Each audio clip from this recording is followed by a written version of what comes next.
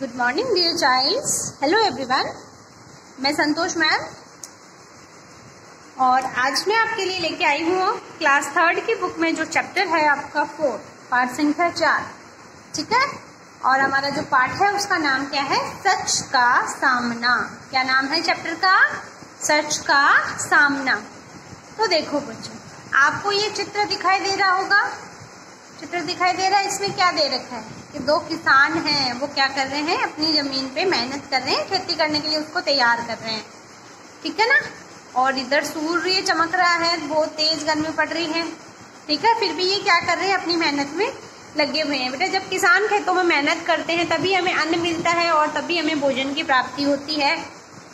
तो ये कहानी जो है दो किसानों की है, उनके बीच क्या हुआ है ना, कैसे सच का सामना किया दोनों ने, ये इसके ऊपर है हमारी कहानी। तो हम शुरू करते हैं इस कहानी को, थोड़ा पढ़ेंगे। एक समय की बात है, राजगढ़ में दो किसान रहते थे। एक गांव का नाम था राजगढ़, वहां पे दो किसान रहते थे। ठीक है, उनके नाम थे रामू और श्यामू। क्या नाम थे बच्चों उनके? रामू और श्यामू। दोनों में गहरी मित्रता थी। वे साथ साथ खेती करते थे और अपने परिवार का पालन पोषण करते थे।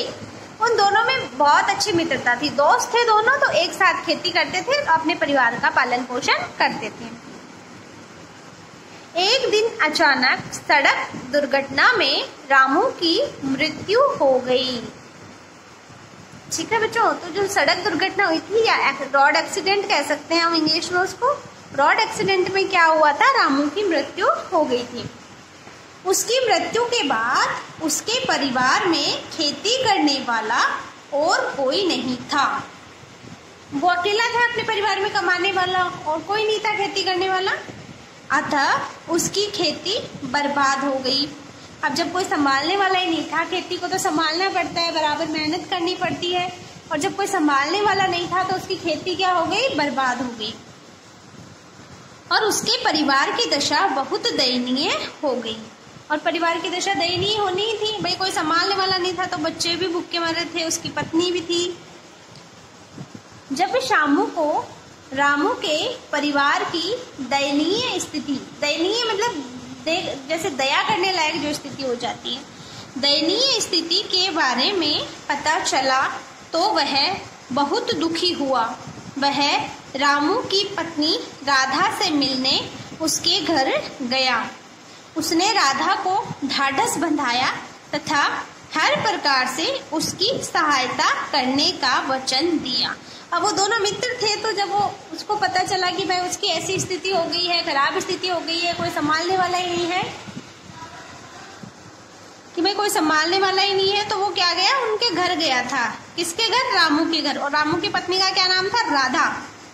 ठीक है, उसने उसको ढाढ़स बंधाया और उसकी सहायता करने का वचन दिया कि मैं आपकी सहायता जरूर करूंगा।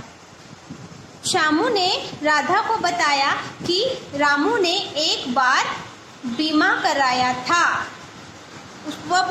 उसने अपने दोस्त को यह बात बताई थी कि मैंने बीमा करा रखा है, श्यामू ने बीमा करा रखा था, ताकि कठिनाई के समय उसके परिवार को सहायता मिल सके। उसकी मृत्यु के पश्चात अब बीमे की धनराशि उसके परिवार को मिल सकती है। श्यामू ने राधा को बीमे की धनराशि दिलाने का आश्वासन दिया। ठीक है बच्चों, तो आज हम इतना ही चैप्टर पढ़ेंगे, आधा चैप्टर कल पढ़ेंगे। उसने बीमा करा रखा था, तो उसने क्या किया कि बीमे की राशि दिलाने का आश्वासन दिया कि मैं तुमको बीमे की राशि दिलवा दूंगा, उससे तुम्हारे परिवार का भरण पोषण आसानी से हो जाएगा। ठीक है बच्चों, अब देखो दो प्रश्न दे है आपके कि सोच कर बताओ। अब जब हमने इतना चैप्टर पढ़ लिया है तो ये दो प्रश्न तो हम आसानी से हल कर सकते हैं। रामू और श्यामू आपस में क्या थे? रामू और श्यामू आपस में क्या थे? भाई थे। सॉरी, भाई नहीं थे बेटा, सॉरी, मित्र थे। क्या थे? मित्र। बीमा किसने करा रखा था? तो बीमा किसने करा रखा था? रामू ने। इसमें आपको मित्र करना है और इसमें आपको रामू ने करना है। ठीक है बच्चों। और साथ में आपका होमवर्क क्या होगा आज का कि आपको यहाँ से, एक समय की बात है, यहाँ से लेके यहाँ तक, बहुत दयनीय हो गई, यहाँ तक आपको सुलेख लिखना है एक पेज में। ठीक है, एक पेज में जितना आता है, अगर इतना पूरा आ जाता है तो अच्छी बात है, कम आता है तो कोई बात नहीं, आप कम भी लिख लेना। एक पेज सुलेख लिखना है आपको होमवर्क में। ओके, ये आपको होमवर्क में लिखना है इतना पेज, और सुंदर सुंदर राइटिंग में लिखना है। और जो अगला आगे का पार्ट है वो हम कल पढ़ेंगे।